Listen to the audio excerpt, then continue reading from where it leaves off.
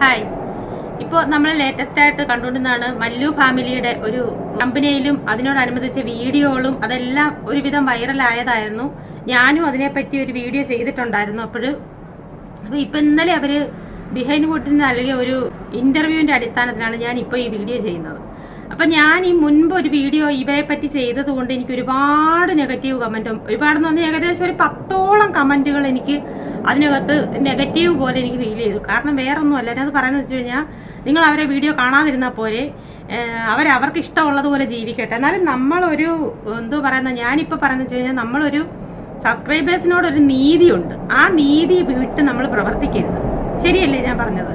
ആ ഒരു നീതി വിട്ട് നമ്മൾ പ്രവർത്തിക്കുമ്പോഴാണ് ഓരോ കമന്റുകൾ പോയി നോക്കിയാലും അതുപോലെ തന്നെ അവരുടെ ഒരുപാട് നെഗറ്റീവ് കമന്റുകളാണ് അവരുടെ ആ വീഡിയോയുടെ അടിയിൽ വന്നിരിക്കുന്നത്.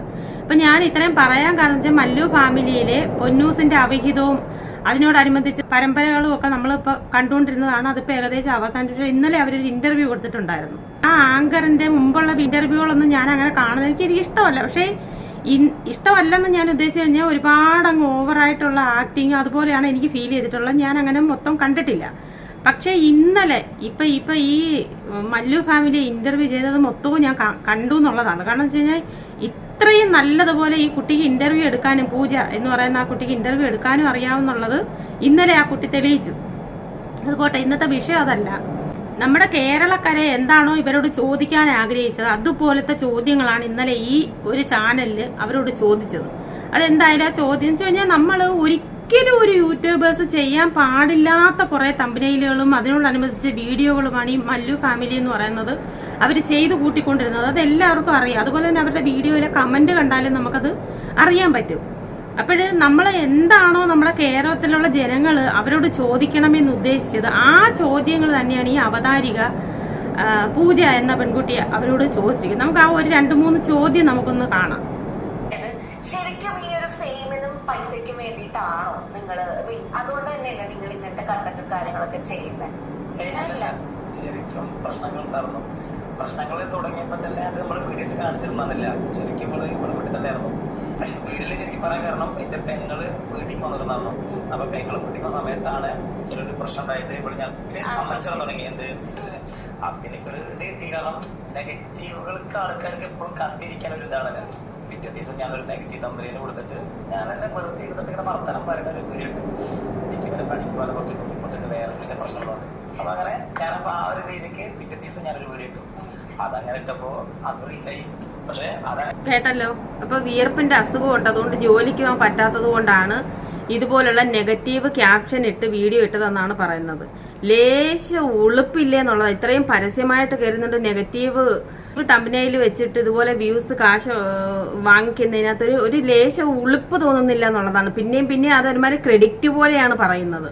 നമ്മൾ ഒരു കാര്യം ചെയ്യുമ്പോൾ അല്ലെങ്കിൽ നമ്മളൊരു യൂട്യൂബിൽ സജീവമായിട്ടിരിക്കുമ്പോൾ നമ്മൾ ചെയ്യുന്നതിനകത്ത് കുറച്ചെങ്കിലും ഒരു സത്യസന്ധമായിട്ട് വേണം ഇടാൻ. ഇത് അങ്ങനെയല്ല വീഡിയോ ഇട്ടേക്കുന്നത്. അതെ, നമുക്ക് എങ്ങനെയായാലും ചാനൽ റീച്ച് ആക്കി എടുക്കുക. അതിന് ഭാര്യയുടെ അവിഹിതമൊന്നോ അല്ലെങ്കിൽ ഭർത്താവിന്റെ അവിഹിതമൊന്നോ അല്ലെങ്കിൽ ഈ 2 മക്കൾ ഇത് കാണുന്നു എന്നുള്ളൊരു ഒരു ചിന്തയോ അല്ലെങ്കിൽ ഭാര്യയുടെ വീട്ടുകാർ ഈ സുജിന്റെ വീട്ടുകാർ ഇവരെ ആരെയും ഇവർ ചിന്തിക്കുന്നില്ല. അവർക്ക് എങ്ങനെയെങ്കിലും ചാനൽ റീച്ച് ആകുക. പക്ഷേ ഈ ചാനൽ റീച്ച് ആയതോടുകൂടി തന്നെ അവരുടെ ചാനലിന്റെ കമന്റ് സെക്ഷൻ നോക്കുമ്പോൾ അറിയാം ചാനലിന്റെ അകത്ത് അവർ അപ്ലോഡ് ചെയ്ത ആ ഒരു വീഡിയോയുടെ വാല്യൂ എന്തുമാത്രം ഉണ്ടെന്നുള്ളത്. ആൾക്കാർക്ക് അറിയേണ്ടതും പ്രശ്നം. അപ്പൊ ഞാന് പ്രശ്നം എന്താണെന്ന് പറഞ്ഞില്ല. സ്വാഭാവികമായിട്ട് ഞങ്ങൾ ചെറിയ ഇഷ്യൂ ഉണ്ട്. അങ്ങനെ രീതിക്ക് പറഞ്ഞു പോയി. പിന്നെ കാണിക്കാൻ പറ്റാത്ത കാര്യങ്ങൾ കാണിച്ചാലാത്ത കാര്യങ്ങൾ ഞാൻ അങ്ങനെ പറഞ്ഞു. ലോകത്ത് ഒരു ഭർത്താക്കന്മാരും ആഗ്രഹിക്കാത്തതാണ് സ്വന്തം ഭാര്യയുടെ ഈ മോശമായ രീതിയിലുള്ള ഇപ്പൊ തന്നെ എന്തെല്ലാം അനുഭവങ്ങൾ നമ്മൾ മുമ്പിൽ കാണുന്നതാണ്. ഭാര്യ അങ്ങനെ പോണു, ഭർത്താവ് ഇങ്ങനെ പോണു, അങ്ങനെയൊക്കെ ഉള്ള ഒരുപാട് ന്യൂസുകൾ നമ്മൾ ഒരു രീതിയിലും ഒരു ഭർത്താക്കന്മാർക്കും അക്സെപ്റ്റ് ചെയ്യാൻ പറ്റാത്ത ഒരു കാര്യമാണ് സുജിന് ഇതിനകത്ത് പറഞ്ഞ് തമ്പനയിൽ ഇട്ടേക്കുന്നതും വീഡിയോ ഇട്ടേക്കുന്നതും. അതിനി ഒരുപാട് പേര് അതിനകത്ത് അനുകൂലിച്ചും പ്രതികൂലിച്ചും ഒക്കെ ഇതിനകത്ത് കമന്റുകൾ ഇടുന്നുണ്ട്. പക്ഷെ ഞാൻ പറഞ്ഞു വെച്ച് കഴിഞ്ഞാൽ ലോകത്ത് ഇന്ന് വരെ ഒരു ഭർത്താവും ഒരു ഭാര്യയെ പറ്റി ഇങ്ങനെ ഒരു അവിഹിതം പറഞ്ഞ് ഞാൻ കേട്ടിട്ടില്ല. വീഡിയോ ചെയ്യാം. അപ്പൊ അതിനെ പറ്റി വീഡിയോ ചെയ്യുമ്പോൾ ആ ഒരു കമന്റ്സ് എടുത്തിട്ട് ഞാൻ ഡേറ്റിലാക്കിയിട്ട് കൊടുക്കും. പിന്നെ അപ്പുറം ഭയങ്കര ദേഷ്യവും ഇതൊക്കെയായിരുന്നു. കാരണം ശരിക്കും പിരിയും എന്നുള്ളത് തന്നെയായിരുന്നു. ഉറപ്പായിട്ടും പിരിയിച്ചിട്ട് തന്നെയുള്ളത്. കാരണം അവിടെ വരെ എത്തിയിരുന്നതാണോ സത്യം പറഞ്ഞ ഇപ്പൊ പ്രശ്നം തീർന്നിരിക്കുന്നത് എന്റെ അളിയനും പെങ്ങളൊക്കെ ഉള്ളതാണ്. കാരണം അളിയൻ ഇതിൽ ഇടപെട്ടിട്ടാണ് പ്രശ്നമില്ലാണ്ട് ഇങ്ങനെ ആയി മാറിയത്. അല്ല, അത് ഓവറാണോ വെച്ചൊരു സ്ത്രീനെ പറ്റിയിട്ടും നമ്മളതൊരു സ്വന്തം ഹസ്ബൻഡ് ആണ് അതൊരു പ്ലാറ്റ്ഫോമിൽ വന്ന് പറയുന്നത്. അപ്പൊ ഇങ്ങനെ ഒരു തമ്മിൽ കണ്ടപ്പോ അത് വിട്ടപ്പോ എങ്ങനെയായിരുന്നു പൊന്നൂസിന്റെ? ഞാനങ്ങനെ എന്നോട് ഡയറക്റ്റ് ഞാൻ ചോദിച്ചോന്നില്ല, കാരണം ഞങ്ങൾ കോണ്ടാക്ട് ഒന്നും ഉണ്ടായിരുന്നു. ഞാൻ ചേച്ചിനോട് ചോദിച്ചപ്പോ എല്ലാവർക്കും ഷോക്ക് തന്നെയായിരുന്നു അങ്ങനത്തെ ഒരു കംപ്ലൈന്റ്. കാരണം ഇത് ഇടുമ്പോഴാണ് നമ്മളെന്നെ എല്ലാവരും അറിയാം നിങ്ങൾ കംപ്ലൈന്റ് വന്നത്. അപ്പൊ എല്ലാവരും അവിടെ പ്രശ്നങ്ങളാണെന്ന് ചൊല്ലിയിട്ടുണ്ടായതാണ്. അപ്പൊ എന്നെ പറഞ്ഞത് ഇത് എന്താണ് ഇങ്ങനെ കമന്റ്സ് വന്നതുകൊണ്ടും പിന്നെ അങ്ങനെയല്ല, ഇതിപ്പോ സംഭവം വേറൊന്നുമല്ല. ഇവര് രണ്ടുപേരും കൂടെ മനഃപൂർവ്വം അറിഞ്ഞുകൊണ്ട് തന്നെയാണ് ഇങ്ങനെയുള്ള കമ്പനിയിൽ ഇട്ടതെന്നുള്ളത് ആ പൊന്നൂസിന്റെ മറുപടി കേൾക്കുമ്പോഴേ നമുക്ക് മനസ്സിലാവും. വേറൊന്നുമല്ല, ആ ഒരു മറുപടി കേൾക്കുമ്പോൾ തന്നെ ഞാൻ അങ്ങനൊന്നും ചോദിച്ചില്ല എന്നുള്ള ആ മറുപടി കേൾക്കുമ്പോഴേ നമുക്ക് മനസ്സിലാവും ഇത് രണ്ടുപേരും കൂടെ ഒത്തു കളിച്ചുകൊണ്ടുള്ള കമ്പനിയിൽ ഇടക്കവും വീഡിയോ ഇടക്കവും ആണോ എന്നുള്ളത്. ഒന്നാമത്തെ കാര്യം എന്ന് പറഞ്ഞാൽ സുജിനും ഒരു ചാനലുണ്ട്, പൊന്നൂസിനും ഒരു ചാനൽ, 2 റീച്ച് ആക്കി എടുക്കുക എന്നുള്ളതാണ് മെയിൻ ഇവരുടെ കാര്യം. അത് അവർ സാധിച്ചെടുക്കുകയും ചെയ്തു. വഴിവിട്ട രീതിയിലുള്ളൊരു പിന്നെ തമ്പനയിലും ഇട്ട് വീഡിയോ ഇടാനൊന്നും ഞാൻ ഇതുവരെ ഒരു മനുഷ്യരെയും കണ്ടിട്ടില്ല. ഒരുപാട് കമന്റ്സ് വന്നുകൊണ്ടും എല്ലാവരും അത് ആ വീഡിയോ എത്തിക്കോട്ടെ എന്ന് വിചാരിച്ചിട്ട്, കാരണം അങ്ങനെ കാണുമ്പോൾ എല്ലാവരും എന്തായാലും ചെക്ക് ചെയ്യുമല്ലോ. അപ്പൊ അങ്ങനെ ചെക്ക് ചെയ്യാൻ വേണ്ടിട്ട് അങ്ങനെ ഇട്ടതെന്നാണ് എനിക്ക് എല്ലാവരും സംസാരിച്ചപ്പോൾ എനിക്ക് മനസ്സിലായത്. കാരണം കുറെ ആ കമന്റ്സിൽ നിന്ന് കുറെ പേര് വീഡിയോസ് എടുത്തിട്ടുണ്ടായിരുന്നു. പൊന്നൂസിന്റെ ആ വീടും സുജിന്റെ വീട്ടിൽ നിന്ന് പിടിച്ചതുകൊണ്ട് സുജിനെ അങ്ങനെ ഇറക്കി വിട്ടു അങ്ങനത്തെ വീഡിയോസ് ഒക്കെ വന്നിട്ടുണ്ടായിരുന്നു. അപ്പൊ ഏട്ടന് ആ ഒരു കമന്റ് പിടിച്ച് കംപ്ലൈന്റ് ആയിട്ട് ഇട്ടത് വീഡിയോയിൽ പറയുന്നത്. ഏറ്റവും കൂടുതൽ എനിക്ക് ഈ ആങ്കറിനോട് കൂടുതൽ ബഹുമാനം തോന്നിയ ഒരു ചോദ്യമാണ് ഇനി ചോദിക്കാൻ പോകുന്നത്. അത് എന്തുവാ നമുക്കൊന്ന് കേട്ടു നോക്കാം. അവരുടെ ചാനൽ സബ്സ്ക്രൈബ് ചെയ്തവരെ എല്ലാവരെയും കളിയാക്കുന്ന രീതിയിലാണ് അവർ വീഡിയോകൾ ഇട്ടുകൊണ്ടിരുന്നത്.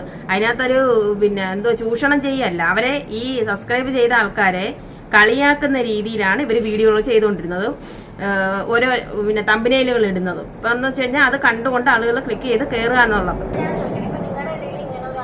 പ്രശ്നം ഉണ്ടാവുന്നു, നിങ്ങൾ തമ്മിൽ പരസ്പരം പ്രശ്നം ഉണ്ടാവുന്നു. ഇത് യൂട്യൂബിൽ ഇടാണ്ട് നിങ്ങൾക്ക് പേഴ്സണൽ ആയിട്ട് ഒരു കൗൺസിലറെ കണ്ടിട്ടോ നിങ്ങൾക്ക് ഇത് വർക്ക്ഔട്ട് ആവണമെന്നുണ്ടെങ്കിൽ അങ്ങനെ ചെയ്യല്ലേ നല്ലത്. അല്ലാതെ 4 ആൾക്കാരെ നമ്മുടെ പ്രശ്നം മൊത്തം അറിയിച്ച് അതിന് നമ്മൾ പൈസ ഉണ്ടാക്കി പിന്നെ നമ്മൾ അവരോട് മറുപടി പറയാൻ നിൽക്കണം. നിങ്ങളുടെ ദാമ്പത്യത്തിന് ഒരു പ്രശ്നം ഒരു നല്ലത് നടക്കുന്നില്ല അവിടെ. അതെ, അപ്പൊ അവര് തന്നെ പറഞ്ഞ് കൗൺസിലർക്ക് പൈസ കൊടുത്തിട്ട് അത് അവര് തന്നെ പറഞ്ഞ് തീർത്തു കഴിഞ്ഞാൽ ഈ നാട്ടുകാരറിയത്തില്ലല്ലോ, അല്ലെങ്കിൽ അവർക്ക് വ്യൂസ് കിട്ടത്തില്ല, അല്ലെങ്കിൽ അവർക്ക് പൈസ കിട്ടത്തില്ല. അപ്പൊ ഇങ്ങനെയൊക്കെ ചെയ്തെങ്കിലല്ലേ വ്യൂസും കൂടി ആക്ഷൻ കിട്ടത്തുള്ളൂ. അപ്പൊ പിന്നെ അങ്ങനെ ചെയ്തെങ്കിലല്ലേ പറ്റത്തുള്ളൂ. അതായത് ഇപ്പോ തമിഴിലായാലും ബാക്കി കാര്യങ്ങളൊക്കെ ഇങ്ങനെ ഇടുമ്പോ ഈ പറ്റിച്ചുണ്ടാക്കുന്ന പൈസ കൊണ്ട് എന്തെങ്കിലും നേടാൻ പറ്റുമെന്ന് നിങ്ങൾക്ക് തോന്നുന്നുണ്ടോ? അതിന് പറ്റിച്ച് നേടിയെന്ന് ഞങ്ങൾക്ക് തോന്നുന്നില്ല. അയ്യോ പാവം, പറ്റിച്ച് നേടിയെന്ന് അവർക്ക് ഇതുവരെ തോന്നുന്നേ ഇല്ല. കാരണം അവർ ഒരു തെറ്റ് ഇവർ ചെയ്തിട്ടേ ഇല്ല. അപ്പൊ പിന്നെ അവര് വെറും നിഷ്കളങ്കരാണ്. കാരണം എന്ന് വെച്ച് കഴിഞ്ഞാൽ ആ ഇന്റർവ്യൂവിൽ ആ സംസാരം കേൾക്കുമ്പോഴേ നമുക്കറിയാം അവർക്ക് അങ്ങനെ ഒരു തമ്പനയിൽ ഇട്ടതോ അല്ലെങ്കിൽ ഈ ചാനൽ ഇത്രയും പിന്നെ റീച്ച് ആയതോ ഒന്നും അവർക്കൊന്നും അറിയത്തേ ഇല്ല. പാവങ്ങള് ഇത്രയൊക്കെ പ്രശ്നങ്ങൾ ഉണ്ടായപ്പോ നിങ്ങൾക്ക് ഒരു പേര് വേണോ?